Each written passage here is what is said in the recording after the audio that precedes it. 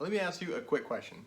When you perform a bench press, are you actually feeling it strongly in your chest? If the answer is no, then you may rejoice because today we are going to go over the full form of the barbell bench press.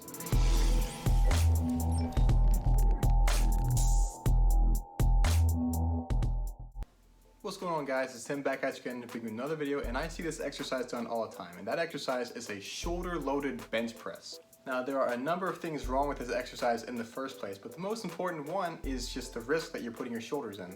Imagine continuously overloading an exercise that is supposed to target your chest without actually targeting your chest at all. That is what these guys are doing because they are not focusing on the fundamentals of a good setup for bench press. Now, there are a number of things we need to do to get set up for a bench press to ensure that we not only activate the pecs properly, but also get the most out of every rep and every contraction. Starting with arguably the most important part, and that is learning how to retract the scapula and depress the shoulders. Now, there is a myth out there that people probably let affect their bench press setup, and that is that you have to have a flat back on the bench. This is simply not true, and an arch in the back is actually required in order to get the shoulders back, and you'll be totally safe if you have proper leg drive and a tight core, which coincidentally are two more important factors of a proper barbell bench setup. The basic cue for this is to basically say, retract the scapula and depress the shoulders back.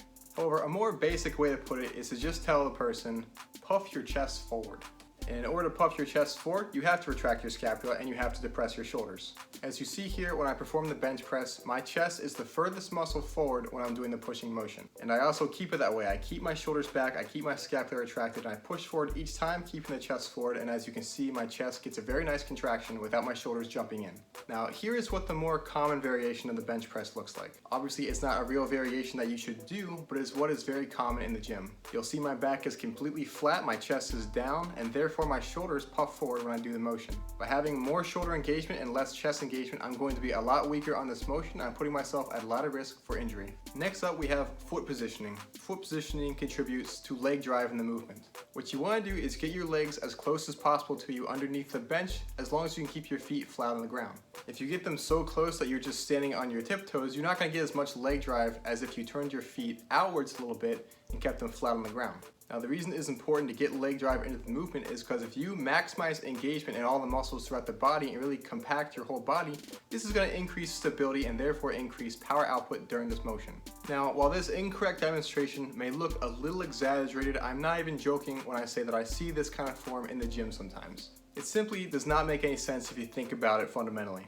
Like, if you're relaxing your legs out and if you're relaxing your core like this, how is your chest going to handle all that weight on its own? You won't be able to lift nearly as much for an increased time under tension if half of your body is totally relaxed like this. You want to keep your whole body nice and compact and tense without totally straining your body in order to get as much output through this motion as possible, in order to get the strongest contractions and increase the amount of time you can perform these repetitions. Not to mention the very basic body mechanic that the legs are stronger than the upper body, or so they should be. So by engaging the legs in this motion, you're going to be a little more strong, right? Next up, we have grip. There's not really an incorrect grip for bench press. It all depends on which muscle you're trying to target. If you're trying to target the chest, I wouldn't do close grip as you see here. Close grip will target some chest, but it's really meant for the triceps and really overloading the triceps. Like, if you want to get the most bang for your buck from doing a close grip bench press, it should really be just to really overload the triceps and really train them heavier than you would on a different motion such as a skull crusher. But if you're trying to build the chest, you're not going to get as much in the chest because the triceps typically take over. Going a little wider, as you see here, is said to grow a wider chest. Now, while this may be true to an extent, it's also going to put a lot of stress on your anterior deltoids. And because a great technique to growing a wider chest is to really train the eccentric and stretch the pecs outward, I would train this motion on the eccentric and really focus on going down nice and slow and feeling a good stretch every single time. This is not a motion I would train for high strength on. Now, if you want to train the bench press for strength, then you probably want to go with the medium grip as you see here. As you can see, I touch my thumbs to the smooth and the groove meeting right here, which is the same on just about every single bar.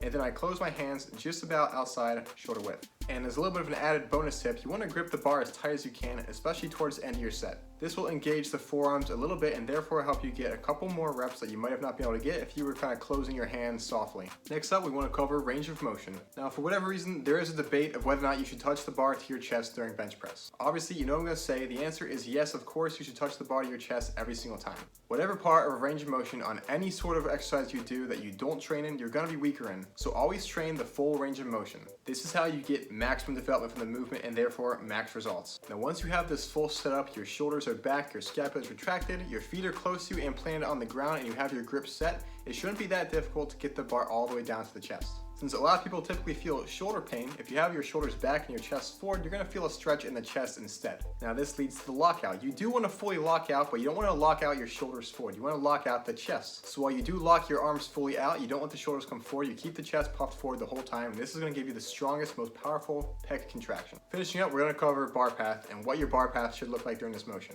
Now that you have your full setup done and you know the range of motion you should do, you need to figure out which bar path is best for you. There are two different bar paths for the bench press. One is just straight up and down, and one you kind of angle it back over your head.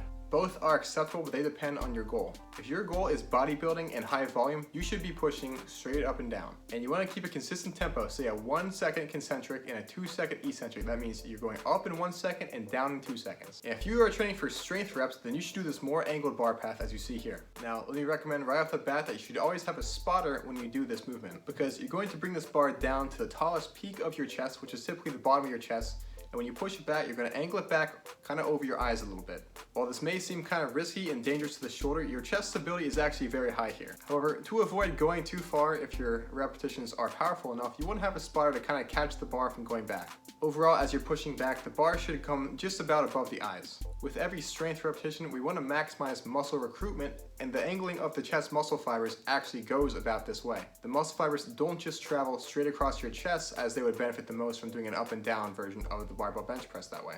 Since a lot of the muscle fibers in the chest actually angle upwards towards the mid-clavicle, doing this sort of a bar path for strength will actually maximize recruitment from this muscle. Every single repetition, if done right, will target the muscle fibers in the bottom of the chest and all the way to the top. And having maximum recruitment will give you the most force production in this motion. And having maximum recruitment will therefore maximize your force production, which means more strength during this motion. However, if you want to build individual portions of your chest, I would recommend isolation motion. This would include the decline bench press for the lower pec, the flat bench press for the mid pec, and incline bench press for the upper pec. So wrapping up the checklist for the bench press, this goes back to when we talked about leg drive, is when compacting your entire body during the bench press, you want to keep a nice tight core. In fact, and I'll say this again in future videos, you want to keep your core tight on any motion that you do, because that is how you really ensure full stability in the movement. So that officially wraps up our full bench press checklist that you need in order to fully optimize your form and maximize your gains. If you guys enjoyed the video, be sure to subscribe, because I have a lot more free fitness advice coming and a lot more videos like this in the future. Also, be sure to leave a like and comment down below what you thought of the video and what you want to see in the future. If I missed any cues or tricks that you do during bench press, be sure to let me know in the comments down below. That way, all the information needed for a fully optimized bench press will be here prevalent in this video and in the comments section. Because I want my subscribers to get as much information as possible, not just from me, but from other sources too, in order to really maximize their results in the gym. So once again, I hope you guys enjoyed this video. Thank you for watching, and I'll see you in the next one.